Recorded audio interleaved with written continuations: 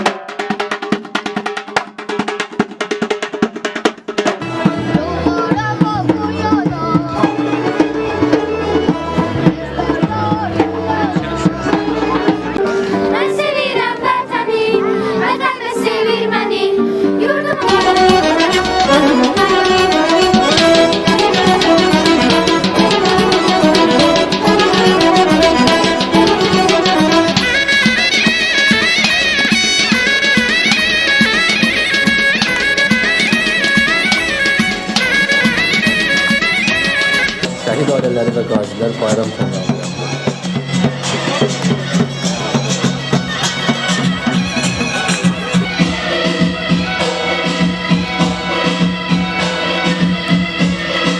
Aparıcı Əsmər Məmmədovanın təqdimatında tanınmış incəsənət ustalarının Nurlan Namazov, Nəsrin Nur, Qumral, İlham Vəlioğlu, DJ-lər Rəvan və Saklonun ifalarında musiqi proqramı təşkil edildi.